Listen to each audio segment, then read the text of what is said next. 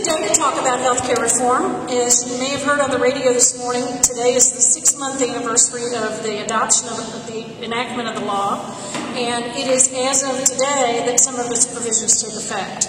Now, when I say as of today, it is really for most of you for plan years beginning after today. And the earliest one would probably be one next week if you happen to be unfortunate enough to have an October 1 plan year. Some of this will be effective for you right away. But most of you have probably begun to hear from your insurance carriers or employees or others about some of the provisions. You've heard some of this on the news reports. I'm hoping to give you a little bit more depth than some of that information has provided you, and hopefully you'll come away with a bigger understanding of kind of the big picture of what this is supposed to do over the next 4 years. Okay. Healthcare reform. Formal name of the law, in case anybody cares, was the Patient Protection and Affordable Care Act. I call it PPACA just because, you know, we've got COBRA and HIPAA and all these animals out there. This one sort of sounds like an animal too when you say it, so it sounded better that way. And actually in most of the stuff you'll find on the government's websites, they're calling it the Affordable Care Act. So you'll see it referred to both ways. It is a pretty big endeavor. It was 906 pages long. That was single-spaced.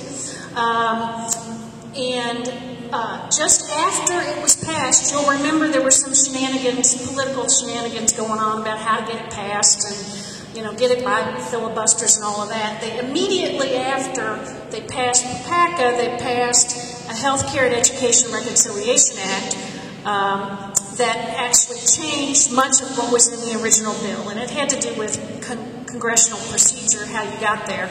Only about 50 pages of that Reconciliation Act had anything to do with health reform. The rest of it had to do with student loans and the government taking over the student loan programs. But about the last 150 pages of the first bill were amendments to the beginning of the bill. So you get things like you've got a bill on page, you've got a section on page 2, and then you'll find on page 727, you know, they want to change 3 words in the middle of that paragraph. So it's been a little difficult to decipher, and in fact so difficult that Congress has had trouble issuing an official version of this. There are several unofficial ones floating around out there, but because of the way it was passed, even now, 6 months later, you will get some misinformation because people will read page 2 and think it means what it says and not realize that page 722 changes the entire meaning of page 2. So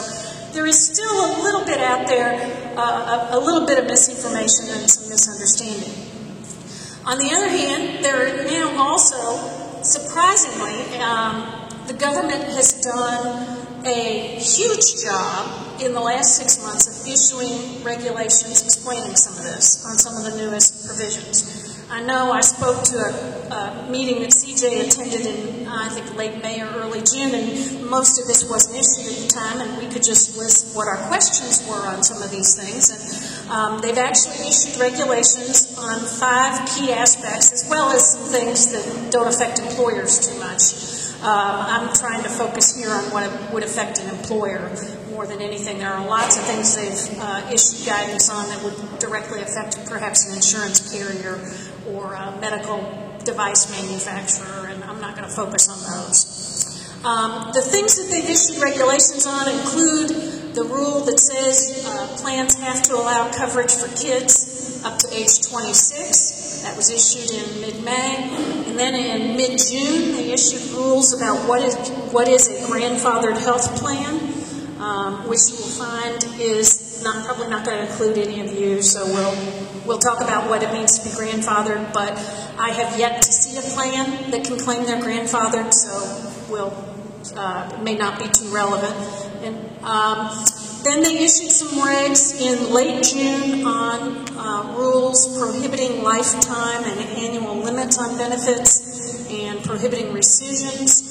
In mid-July, they issued some rules on what must be covered as a preventative service. And then in late July, they issued some rules on claims appeal processes. So quite a bit has come out in 6 months. Now, it's been a little quiet since late July, so that probably means we're in for another influx of information in the next few weeks, just after I talk about these. In the incentive program, doctors that participate with either Medicare or Medicaid, and that's most providers in the country, will be given an opportunity to participate in either a Medicaid or a Medicare incentive plan for using electronic health records 50% of the time that they see patients. So they could be part-time somewhere with no health record electronically and then go to another place. If they're there 50% of the time, they would qualify to get money to purchase this technology. If they already have technology, they can get the incentive payments to upgrade it, maybe to add a patient portal, as we'll talk about the patient portal in a little bit, or they can get the funding to add technology that would get them better, meaningful use. For Medicare, podiatrists, doctors, dentists, chiropractors all qualify. This is a payment schedule. You can see starting in 2011.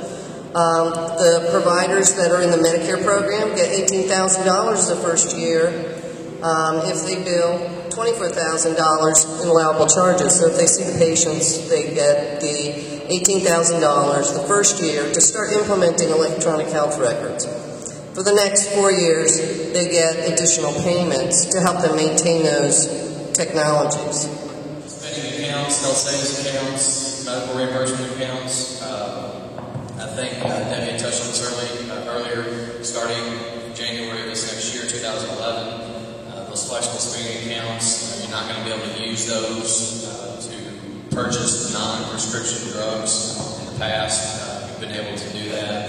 People use those flexible spending accounts to purchase over-the-counter drugs, dental care if you didn't have dental insurance, co-pays, part of your deductible, anything that your health insurance can cover. People were using these accounts through their payroll deduction and getting that benefit. That's what they usually pay for. Now it's going to be just for prescription only. Although there is a caveat in that. You can get over-the-counter medication, but the doctor has to, and I don't really have the wording is, I don't know if the doctor actually has to prescribe, let's just say it's Tylenol. For all intents and purposes, you need Tylenol, and the doctor says this person needs Tylenol as part of their health care. If the doctor actually prescribes that or some kind of an agreement that they need it, then that will be allowed. So there is a caveat there. For the most part, you're not going to be able to use these type of accounts to cover that. So what I would tell you is if you got money, and these are one of those accounts, if you got money sitting in an account, flexible spending account, usually have to use it at the end of the year. If you don't, you're going to lose that money. So my advice would be if you got money sitting in there, you probably need to maybe back to 11. So the beginning of 2012, all the employers are getting all their W-2s and stuff ready. And then for the 2011 W-2s, you're going to have to start including health care insurance that was provided, or if it was offered and the employee actually pays for it. Cases the employer's not paying for it, but they may be providing it. So this is going to have to be included on the W-2. It's separate box, probably going to be coded some way to make sure that people know. It does not include flexible spending accounts, health savings accounts, health reimbursement accounts, things like that. And Ryan and I were talking,